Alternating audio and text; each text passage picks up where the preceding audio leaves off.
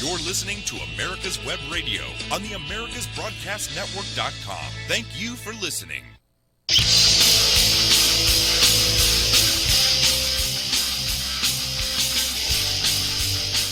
And welcome, folks. Welcome. It is a great day indeed. I hope you're all having a wonderful beginning of your week.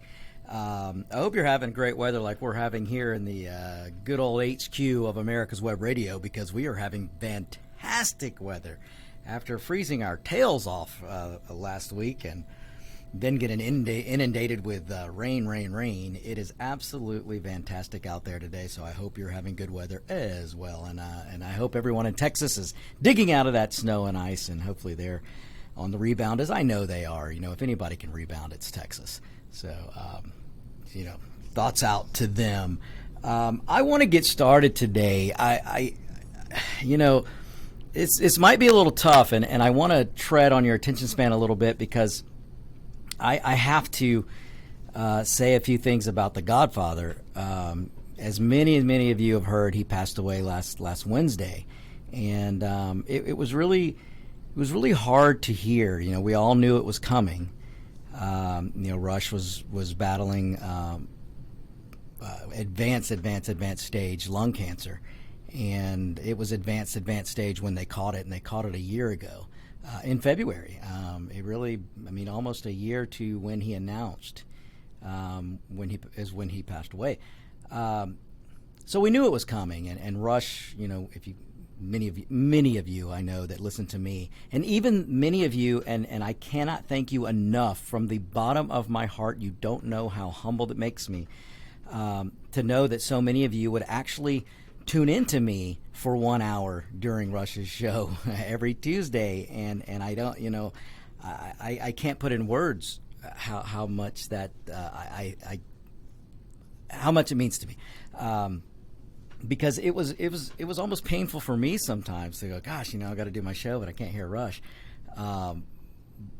That's how much he meant to me, folks.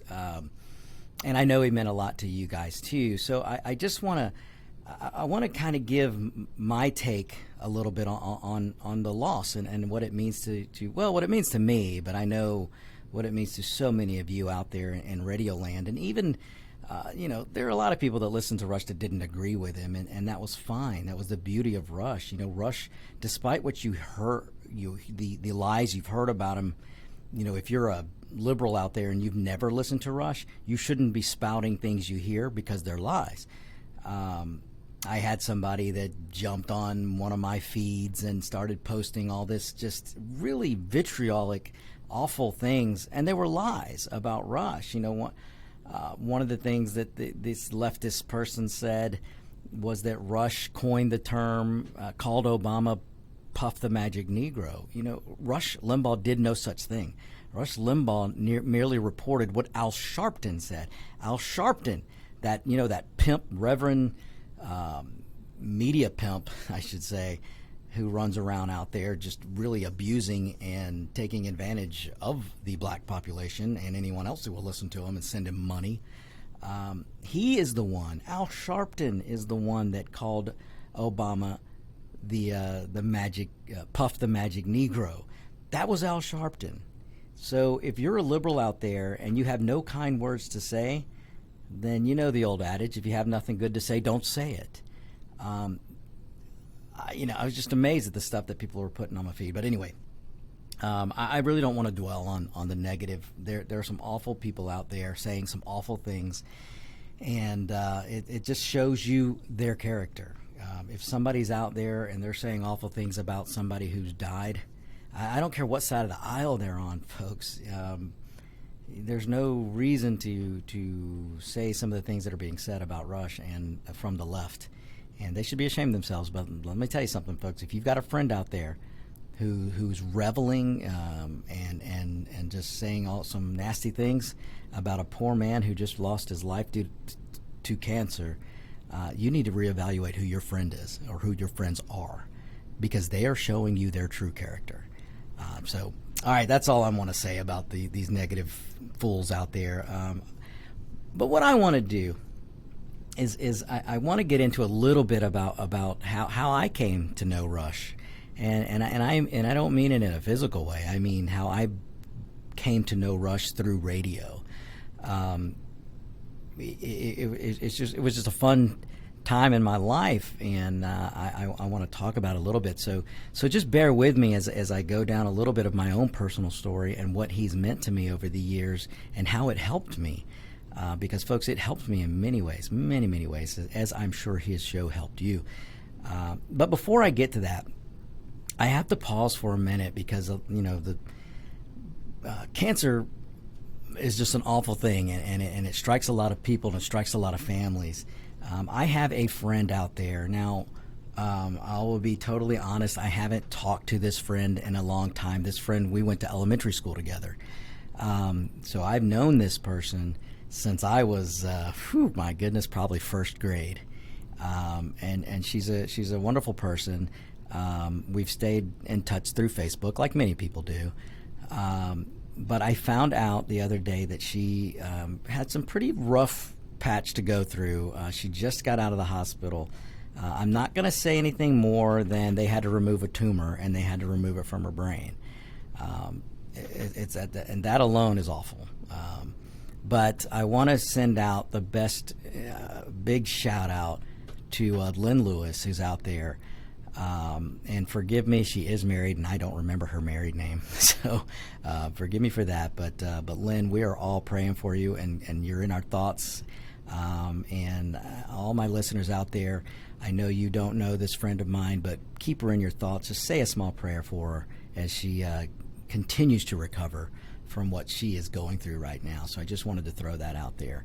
And it kind of blends into the topic of the day because, like I said, we just lost Rush last week to cancer. I myself am a cancer survivor, and I'll talk a little bit about that today because Rush Limbaugh was a big part of me during my did a lot for me, whether he knew it. Well, he didn't know it, but the fact that he was on the radio really helped me recover, and I'll get into that in a little bit. So just let me start by saying this. One of the things that maybe you've noticed and maybe you hadn't, last Wednesday was Ash Wednesday, and that's the day Rush died. And Rush, he did not wear his religion on his sleeve too much. Rush was very spiritual, but he was very personal about it. He held it deep with him. He had that personal relationship with his faith, even though he didn't always talk about it and didn't talk about it a lot. So I find it kind of fitting that he went to join or let's just say this, he went to return the talent that was on loan from God that he talked about so much. He went to return it, and he returned it on Ash Wednesday. That's just something that sticks out at me a little bit. But anyway, I always found that funny, and I was amazed at how it offended some people, on the left, when Rush would say talent on loan from God. Rush was merely in his own satirical way, or his he was a very humorous guy. I mean, the guy was so funny and so giving and just a good, humble guy. He was nothing like what you hear the left portray him as. And but he coined this term, talent on loan from God. And what he meant by that was he's merely his talent, everything that he did and developed, and the craft that he perfected was because God gave him the tools to do it. And he knew one day that loan would come due, as all of us, folks, all of us. We all have an expiration date. We don't know when that date's going to be. And unfortunately for people who are suffering from cancer, they kind of get a little bit of a preview to that expiration date, because many cancer fighters, people who are fighting cancer, they're told, we don't know your expiration date to the day, but it's going to be within this range. Now, folks, imagine if you were told tomorrow that you had a finite time, and you actually had to look at the calendar and go, I may not make it past this 12 months, or I may not make it past 2 more months, or whatever it is. put yourself in that frame of mind, because even though we all have an expiration date, we don't look at it that way because we don't know. No one knows when we're going to go except that big guy in the sky. And so imagine being told you've got a year, or you've got 16, 17 months, or you've got 6 weeks. You just don't know. But that would make you look at things much differently. So you can try and put yourself in those shoes, but it's tough to do. But the point is, when Rush would always say, my talent is on loan from God, is because he recognized that the day was coming where he would have to return that talent. He would have to return that loan. And so what he meant by that, folks, is to live every day to its fullest. There are tons of people out there that are going to tell you no. There are tons of people out there that are going to tell you you can't. In fact, I would probably tell you 90% or more of the people you come in contact with, if you tell them you have a great idea, or if you tell them you have a dream, 90 or plus % are going to tell you it can't be done. Or they're going to tell you you can't do it. But one thing Rush Limbaugh did, and what he understood, and what he told everyone, and what he naturally just put out there over the airwaves, was that no one can stop you unless you stop yourself. And that's for black people, Hispanic people, yellow people, white people, brown, whatever color. It didn't matter, because you lived in the greatest country on the planet. You lived in a place where freedom and liberty is supposed to rule the day. You live in a place where if you put your sweat equity out there, you put your hard work, you put your mind to something, yes, there may be a hurdle. Yes, you may get fired, you may fail, more than once. But if you keep it up, in this country, perseverance will lead to victory. And that was one of the biggest messages I used to get from Rush. Well, let me tell you something, folks. Those of you who don't know me, I know if you're looking on the webcam and you see me from chest up, I look 6 feet tall. Stop laughing, Legend Dave. But if you see me just from chest up, hey, you may be going, boy, that Victor looks like he might be 6 feet tall. If you hear my voice only, and only my voice, you're probably going, that's the voice of a guy that's at least 6 feet tall. Well, folks, I'm not. I got to high school. I think I got to 7th grade, and I think I stopped growing then. I am all of 5'2", 5'3" if I'm wearing the right shoes. And imagine entering high school when you're 2 feet shorter than everybody else. Imagine when all your friends are going through high school and they're meeting all the cheerleaders and they're dating the cheerleaders, and they're 2 feet taller and the cheerleaders are 2 feet taller than you. I mean, that was my high school career. And then it got worse when I got to college, because folks, when I was in all through elementary school in 7th grade, 8th grade, I didn't realize how short I was. And even through high school, even though it was becoming more apparent, I didn't think of myself as being so short. And then I got into college, and I walk in the quad, and I'm going, I can't see anything but the butt in front of me. I was so much shorter than everybody. But I had to learn to adapt. And I'm not going to lie to you, folks. There was a point in time when I let my height define me. I was letting it hold me back, because I kept asking, why am I so short? And then I kept thinking, oh, I can't do that because I'm short. Oh, I can't do that because I'm short. And that would creep into my thought process sometimes. But it didn't take long for me to realize this is only going to be an impediment to me if I allow it to be. And part of that came from when I was introduced to Rush Limbaugh. And Rush would speak with such clarity that you're in America. It doesn't matter if you're short. It doesn't matter if you're tall, short, blonde, black hair, brown hair. None of that matters. What matters is you're an American citizen, and you're a participant in the greatest experiment the world has ever seen, which is the Republican form of government that the United States is, the capitalistic society that the United States is. The fact that no matter how you look, if you have that perseverance, if you have that will, if you have that ingenuity and you just want to use it, you can accomplish whatever you want.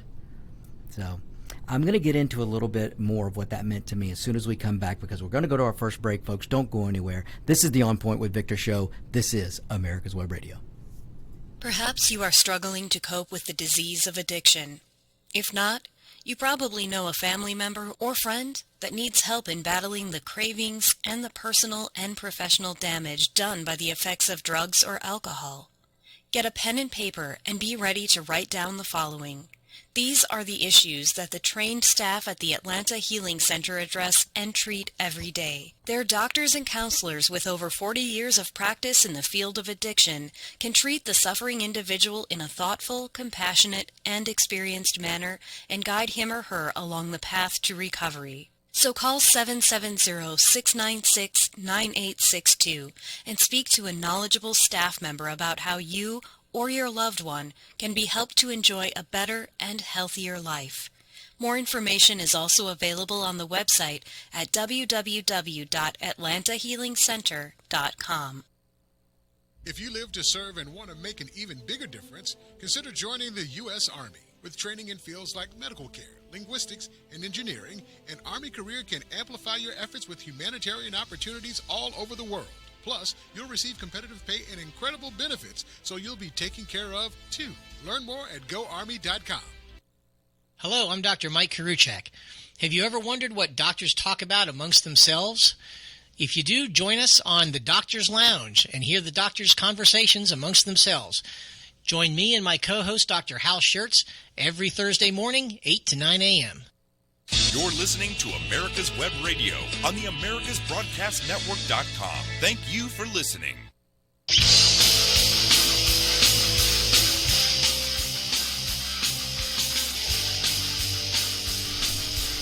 And we're back, folks. Welcome back. This is the On Point with Victor show. I am Victor Armendariz, and thank you so much for tuning in.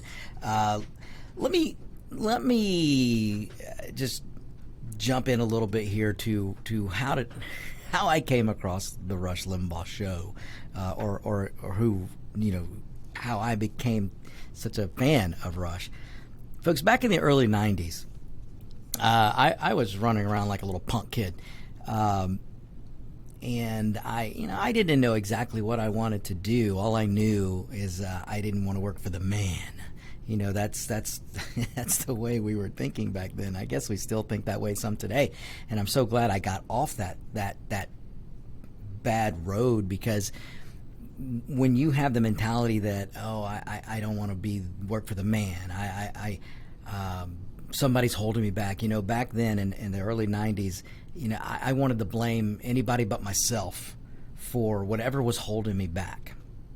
And I was always a hard worker because of my parents. My father and my mother, they instilled in us from a very early age that you better work, and if you want something, you're going to work for it. And they made us work all the time, whether it was in the house, in the lawn, outside, or whatever. We were taught a very, very strong work ethic, and that's thanks to my mom and dad. So I was always working. In fact, folks, I think I was 30 years old before I had just one job. I always had 2 or 3 jobs, sometimes more. Whether it was bartending for several places at a time, cutting lawns, waiting tables, you name it, folks. There was a time when I did. There was rarely a time before the age of 30 that I didn't have no less than 3 jobs. So I knew how to work, and I didn't have a problem with working. My problem was finding a focus. But early in the 90s, so I have a very close group of friends. All my life, I've been fortunate to have such a good, close group of friends. And in the early 90s, I had a good friend of mine. He's not with us now, and I miss him dearly every day. But I had a friend, his name was Aditya Chandora. And he was Hindu, he was from India, and was just one of my bestest friends. And he came up to me one day, because now this was early 90s. We were young. We were all trying to figure out what we were going to do. I mean, folks, I played in a band. I rode my motorcycle everywhere, even when it was 20 degrees outside. I was bartending. I was waiting tables. I was doing whatever it was, whatever I could do, trying to find my way. But I was still in the mode of where I wasn't getting my own business because somebody was holding me back, or I wasn't, I was falling on that kind of liberal train where the Democrats will tell you, blame everybody but yourself. And I was starting to fall on that a little bit. And Aditya came up to me one day.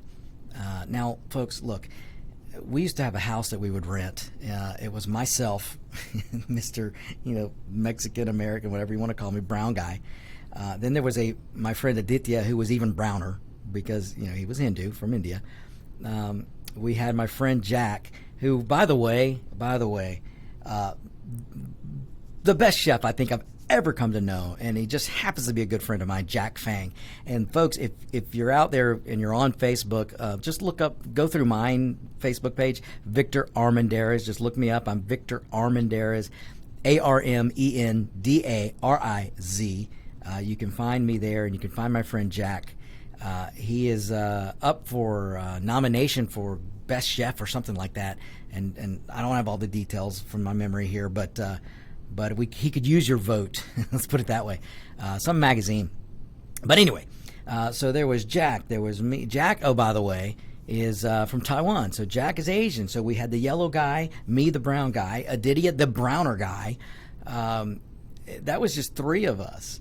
And then we had my friend Scott and Roger, who you guys have come to know as Roger B. from the Locked and Loaded show. They were the Jew guys. And my heritage, of course, I have the Jewish heritage as well, on my great-grandfather's side, and my father was Catholic, my mom was Baptist. Boy, that's a whole nother story I could tell you growing up like that. But anyway, the point is we had this wonderful group, and Aditya came, and we were, again, as the Democrats love to put you in a box, so we were in the Democrat color box, because we were all different. You had, like I said, we had the Asian guy, me, the Hispanic guy. We had the Indian guy, the Hindu guy.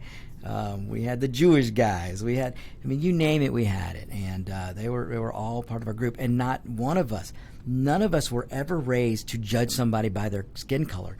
We were all attracted to each other because of our different talents. We were attracted to each other because we either played a musical instrument, or we rode motorcycles, or we were gun enthusiasts, or we were military enthusiasts, or law enforcement, whatever it was. It drew us together. And it mattered not that one of us was from Asia, one of us was from Mexico, one of us was from India, one of us was from Taiwan. It didn't matter. None of that mattered. But we were friends. And one day Aditya came up to me and he goes, "Hey, Victor, man, you've got to listen to this." He used to call me Vic. He goes, "Vic, you got to listen. You got to see this guy." So before I ever listened to the Rush Limbaugh radio show, he turned me on to the Rush Limbaugh TV show. Many of you may not know this, but Rush had a TV show from 92 to 96, I believe. From 1992 to 1996, Rush Limbaugh had a TV show. If you've never seen it, look it up. I hope it's still on YouTube somewhere. If you just do an internet search, a DuckDuckGo search, you just look Rush Limbaugh TV show. I'm sure you can find it. Maybe it's even on IMDb. Anyway, look it up. But Rush Limbaugh had a TV show, and Aditya turned me on to that show. He came up to me one night because the show was on very late at night. And we were up all the time. And Aditya comes up to me and he goes, "Vic, watch this show. You've got to see this guy." And I was hooked after that, folks. And that was the early 90s, and I watched. I never missed another show. Never missed another show. And then that turned me on to his radio show. And it was all because of my friend Aditya, who was not a white guy, was not a white supremacist. He wasn't. This guy was from India, folks. He was Hindu. And he was a big fan of Rush Limbaugh, and he turned me on to Rush. And one of the things that I immediately noticed about Rush is he did not see people for a color, what color they were or where they were from. When Rush looked out into this vast, wonderful country that is America, that is the United States, I should say. When Rush looked out, he saw people for being an American citizen. He saw potential in everyone. Didn't matter what your color was. Rush he wasn't one that would bring up color at all. The liberals do that. The Democrats do that. Limbaugh just looked across the nation and he saw potential. And he saw potential in the American citizen because they lived in the greatest country on the planet. And that was one of the first things I noticed. Rush he spoke about the goodness of the country. And that is what turned me on so much to start reading and learning the history of this country. I learned basic history in school like most of us do. Back then it was probably a better education than what people are getting now because they're trying to rewrite history. And the government schools are just flat out awful now. But I still didn't have a good foundation of history until I heard Rush talk about it, and then I started doing my own research and my own reading and everything, and I became a student of history, and that was because of Rush. But again, to see and hear Rush talk to people about the ingenuity that they have, the greatness of American ingenuity and what it meant to be an American citizen. Didn't matter where you were from. It didn't matter what color you were. None of those things mattered. All that mattered was you were an American citizen in the greatest country on the planet, and that if you had an idea, you could pursue it in this country, especially when the government would get out of your way. And so I started learning and reading and about the history of this country, But the other thing I took from that was hearing Rush talk about the potential of the American citizen, the potential that everyone had just by being an American, no matter, again, what your background was. And that's when I started to realize, okay, this being short thing, it ain't the end of the world. Because one of the other biggest things I learned from Rush is do not dwell on the things that you can't change. And there was nothing I was going to be able to do about my height. And that was the beginning of, I guess, of me getting my mind right. And once I could let go of what I couldn't change and I focused on what I could change, that's when my life changed. And I'll get into a little bit more, folks. We're going to go to the next break. You're listening to America's Web Radio. This is the On Point with Victor show. Hi, this is Steve Ronaldo, host of the Classic Car Show on America's Web Radio. Just talking to you about antique car insurance. I think that if you're looking for the best coverage for your classic car, consider J.C. Taylor Insurance. They've been my insurer for years in this hobby and have the top rating of all of the insurance companies in the hobby. When you get ready for insurance, call J.C. Taylor or visit jctaylor.com on the Internet. Ladies and gentlemen, boys and girls of all ages, join me, Roger B., every Tuesday at 1400 hours right here on America's Web Radio for the Locked and Loaded Show. We will talk about guns, weapons, ammo, gun accessories, prepping, and so much more. So be sure to join us every Tuesday at 1400 or 2 p.m. for Locked and Loaded on America's Web Radio. You're listening to America's Web Radio on the AmericasBroadcastNetwork.com. Thank you for listening.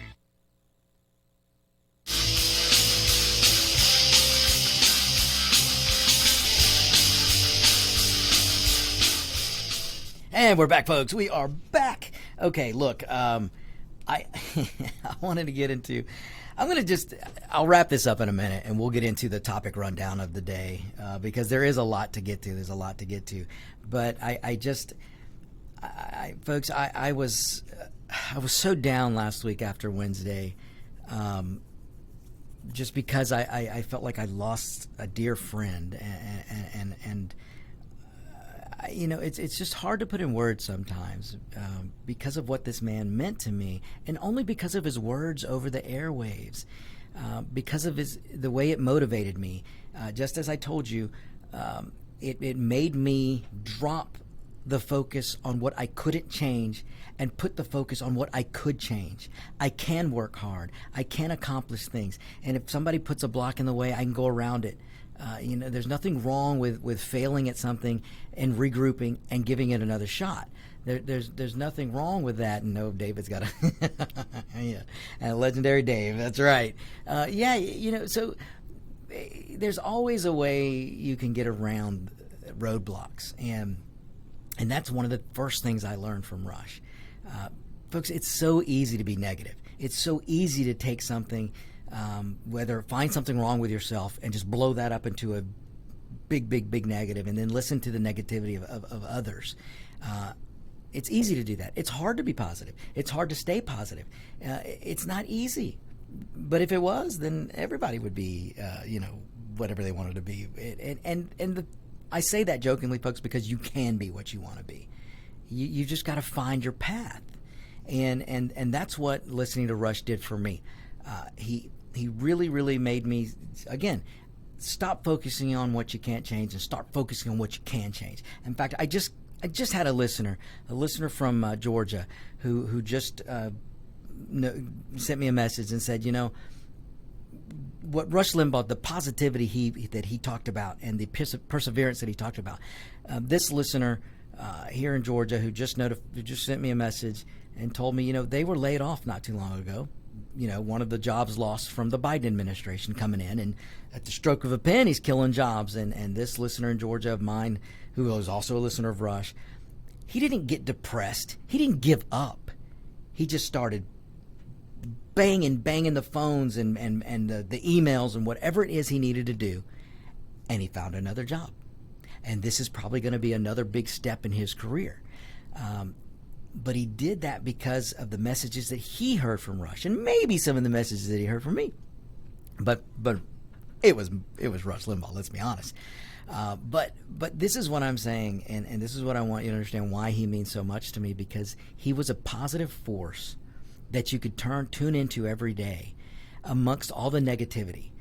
No matter how bad something was going, you could turn into Rush, and he would have a positive spin, or he would have something good to say. And he saw the good in humanity. Everyone. Folks, those of you who don't know a lot about Rush Limbaugh, the man was probably one of the most giving people out there. He'll never get credit for it, but he never sought credit for it either. Folks, you really learn the character of a person when you learn about what they were doing that they didn't seek adulation for. It really speaks volumes. And let me tell you, Rush, one of the things that was so dear to my heart also is the money he gave to cancer research. I cannot get into the millions and millions and millions of dollars that Rush Limbaugh gave to cancer research. And that was just cancer research. He helped people whenever he could, even Democrats. The man was a giving man. The man had a friendship with Elton John. Now, Elton John is not no right-wing zealot. Elton John is left-wing. Everybody knows it. But yet he had a friendship with Rush Limbaugh. He was just, that's how amazing Rush was. So talking about that positivity, and as my listener here in Georgia just pointed out, he persevered and he got another job. Within 20 days, or 25 days, he was able to find another job. Even though Biden is killing jobs faster than a fat kid eats a donut, this listener was able to find a job because he didn't give up and he didn't get down on himself. He stayed positive and he pounded the pavement and he found another job. And that's the message that you would get from the Limbaugh show. And I mentioned his donations to cancer research. He did so much for cancer research, and even well before he even contracted the disease himself. And that'll get me, let me fast forward to another moment in time. Folks, in 2012, I was diagnosed with cancer. And I'm not going to go through all of it, but I had to go through surgery, get tumors removed, and then I had to go through treatment. And treatment will damn near wear you out. If those of you who've been through it, you know what I'm talking about. Cancer treatment is simple. They are killing you to save you. That's what cancer treatment is. And it will wear you out. And I would go through cancer treatment, and then I would go home to my parents' house, and I would be laid out on the couch, or I'd be at my house and laid out on the couch. But the one thing I would do every day when I was laid out resting from treatment or resting before treatment, I would have on Rush Limbaugh show. And his words were just so inspiring. There was a time when I was going through treatment when I was about ready to give up. And folks, I did not have it as bad as many people had it. And I didn't go through nearly what Rush Limbaugh went through in his treatment. But it sucks. Treatment sucks. And I reached a point where I was about ready to give up. I didn't want to eat. I was very close to having to go to the hospital because I didn't want to eat anymore. And I couldn't walk. It was very hard for me to walk because the treatment was attacking my joints and my ankles. And anyway, I won't get into all of that. But it was the inspirational messages that I heard from Rush. And then one message specifically, which I cannot really recount exactly what Rush was saying that day, but it gave me that vigor again and said, you know what, this isn't going to beat me. I'm going to go find something that I can eat and keep down, and I'm going to start working through the pain, and I'm going to make my ankles work. And folks, before you knew it, I was back to playing soccer and riding my motorcycles. But it was those inspirational shows every day that I would listen to from Rush. So Rush doesn't know it, but he played a huge part in me recovering, and I will never, ever, ever, ever, ever forget it. And I'm never going to forget that man. And I wish the best for his family and all of you listeners, the radio family and his immediate family. I just, I'm with them in prayer and in thoughts and wish them all the best. But the legacy of Rush will never die.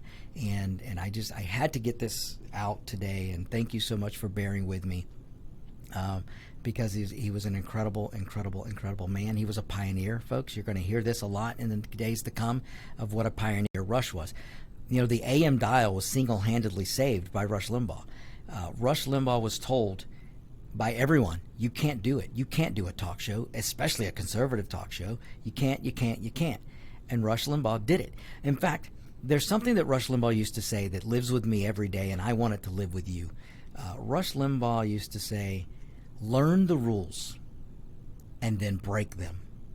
And what he meant by that was learn the rules of the craft that you want and then become your own. You don't have to settle in just because back then radio was going a certain way, and everybody told Limbaugh you had to be a certain way. But he refused to do it. He became himself. He became his own entity in radio and single-handedly saved the AM dial and then saved the FM dial. Folks, today there are over 1,700 talk radio stations. Over 1,700 talk radio stations nationwide. That's because of Rush Limbaugh. The biggest medium today in radio is the talk radio platform.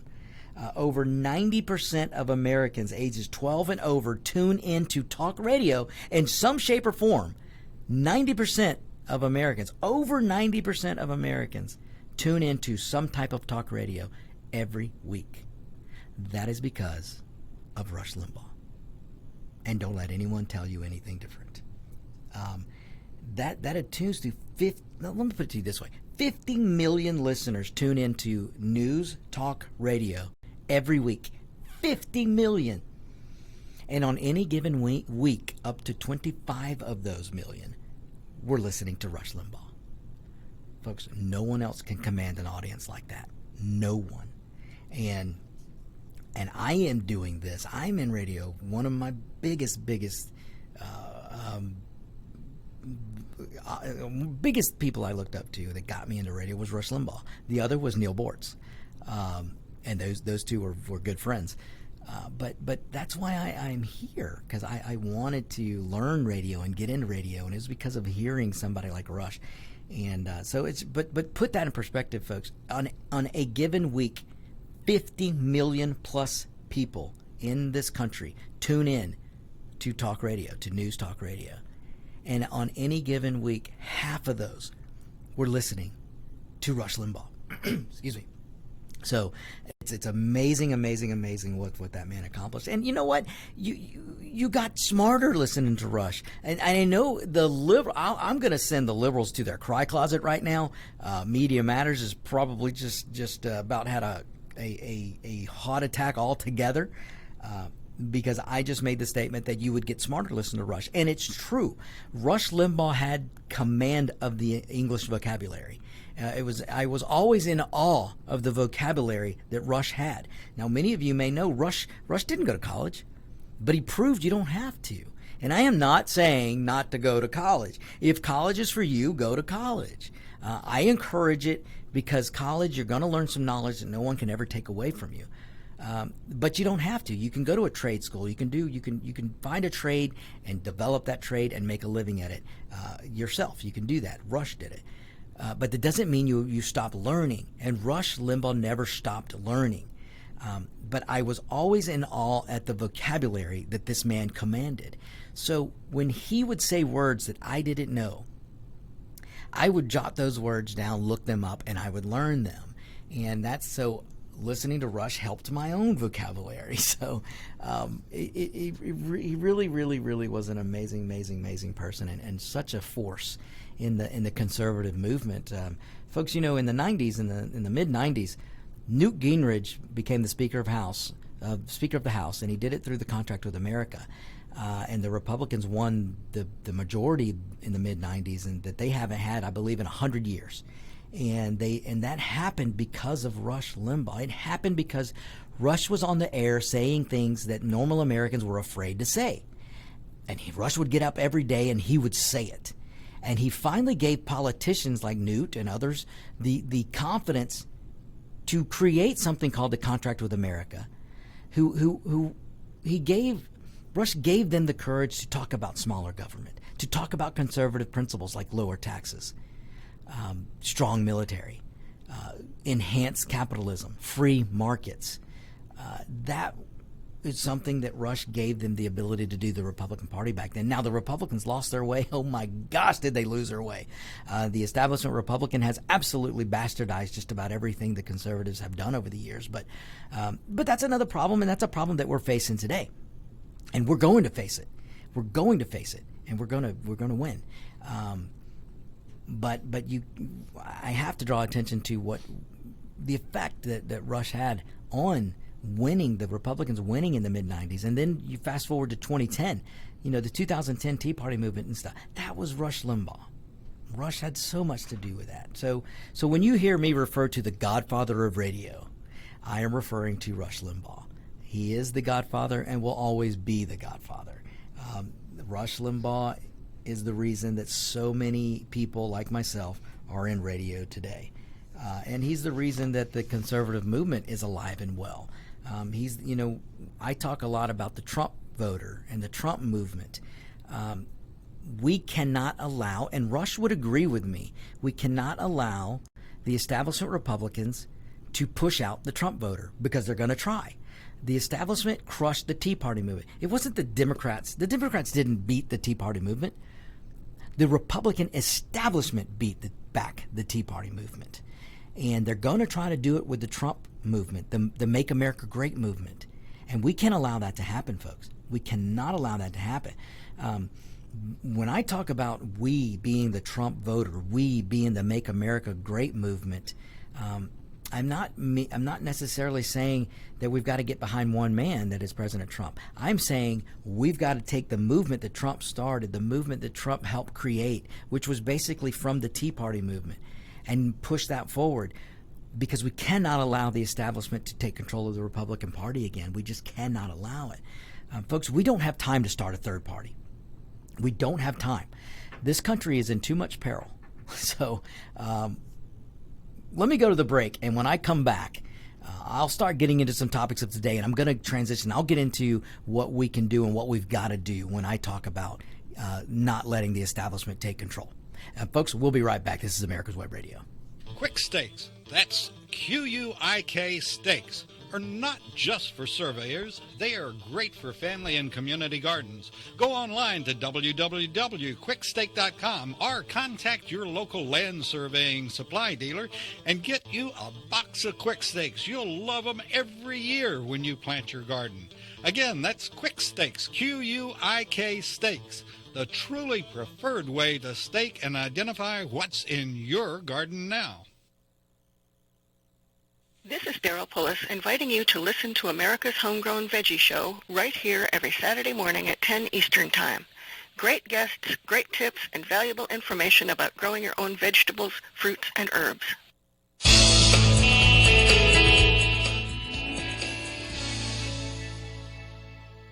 This is America's Web Radio.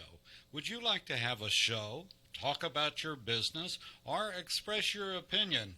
on America's Web Radio. Just email gm@americaswebradio.com and we'll get back to you. Thank you.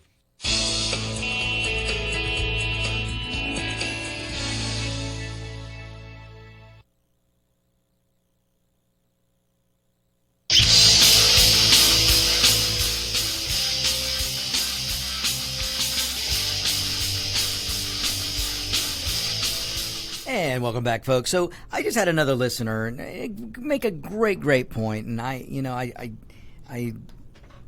would be remiss if I didn't mention this. Many of you may not know, Rush Limbaugh was basically deaf.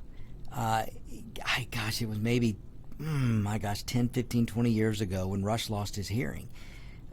When he first started losing his hearing, of course, like anyone, his first instinct was, oh my gosh, how am I going to do my radio show? But again, the type person that Rush is, maybe for a millisecond, he sat and thought, how am I going to do my show? And then his positivity, the way he lived his life, took over. And then not for a moment did he think he would not be behind the golden microphone 1 second.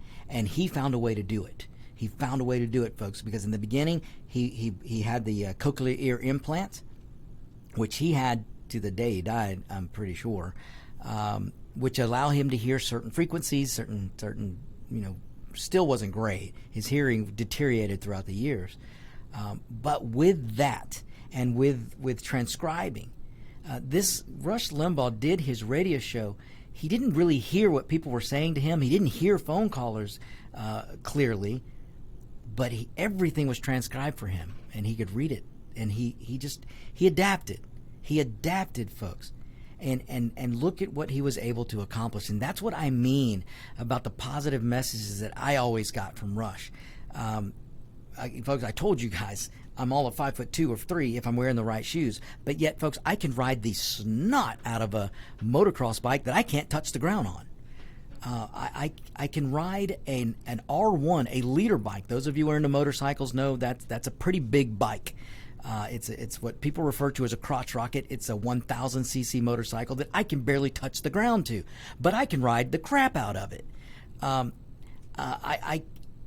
do these things because I can, because that you may be short too, or whatever it is. Doesn't mean you can't do something if you put your mind to it. You can't find a way to do it. And that's what Rush did. When his hearing left him, he found a way to continue the #1 show across the planet, and he just made it even better. He made it even better.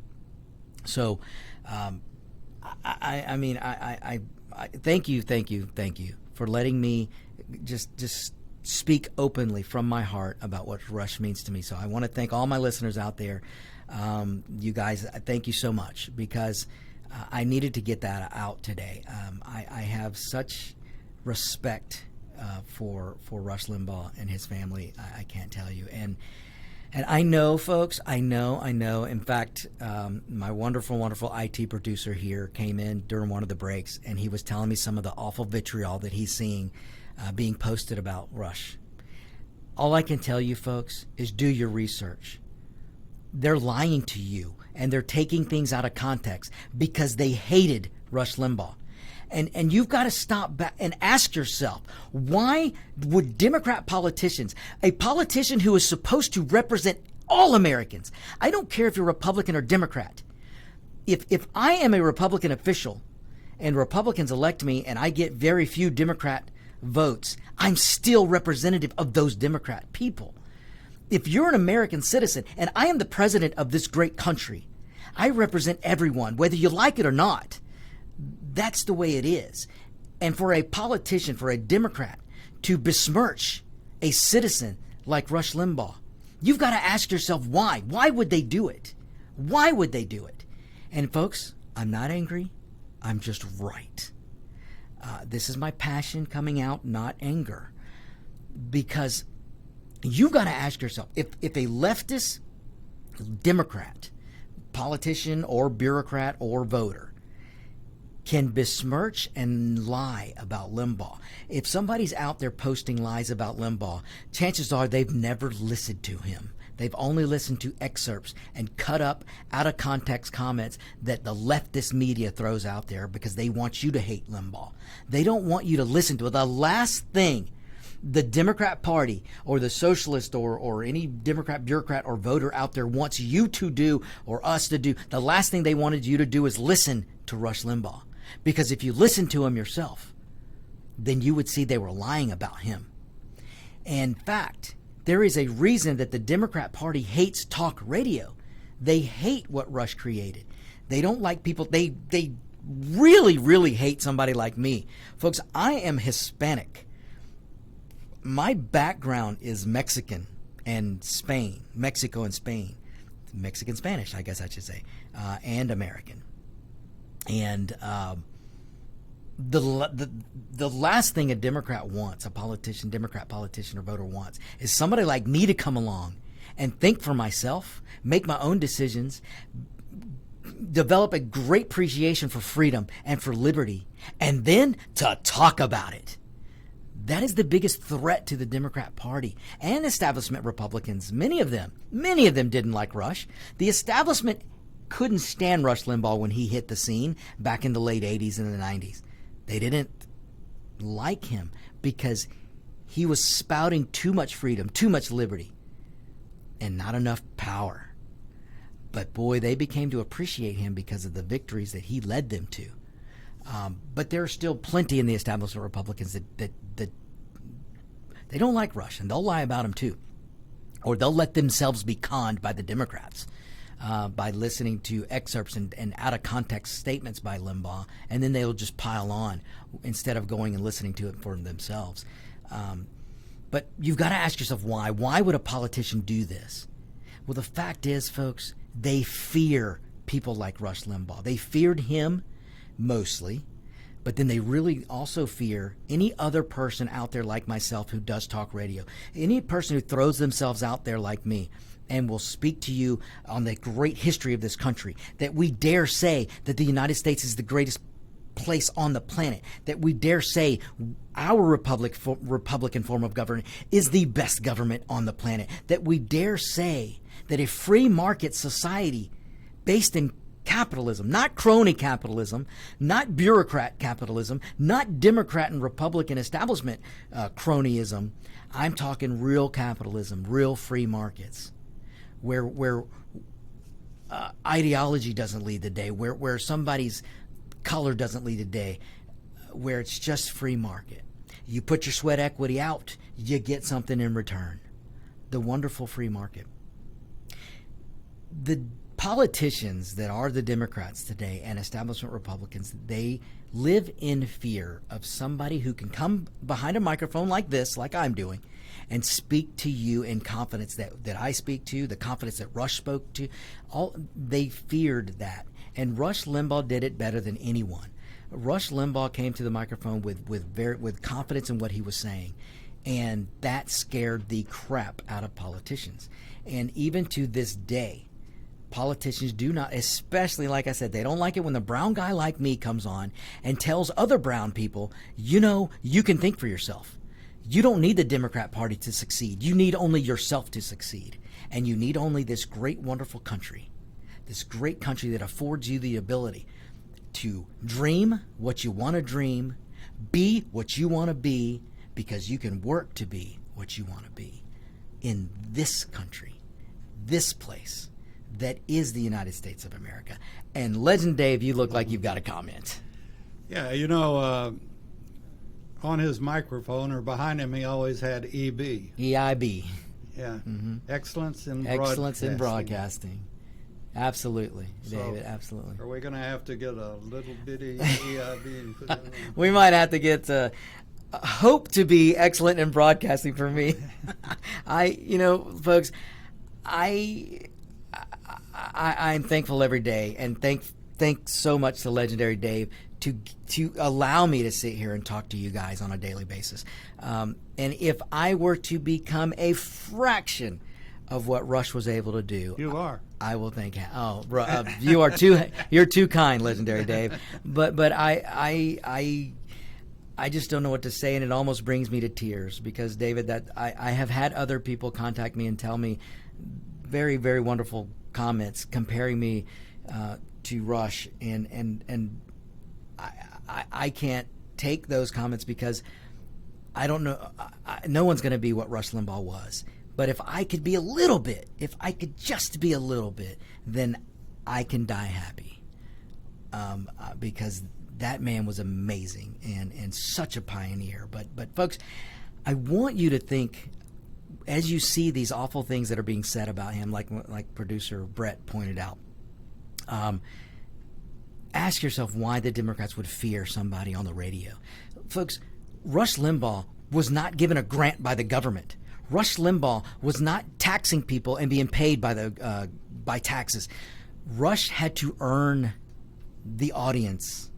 Rush Limbaugh had a product, and he had to sell it every day on his radio show. He would not be what he was were it not for the product that he put out that millions and millions and millions of listeners listened to, and they paid for whatever the advertisers were. They went out and bought things. The point is all the listeners paid money through all the sponsors on Rush Limbaugh, so that enabled Rush to have a show. If people didn't like Rush's show, he would have been gone long, long ago because there was no grant from the government propping up Limbaugh. You know, like those grants that prop up the electric car industry? There was nothing propping up Limbaugh. He did it himself. And because he had a good product, again, this is the wonderful thing about the free market. If Rush Limbaugh's product wasn't good, it would have gone away because there would have been no listeners.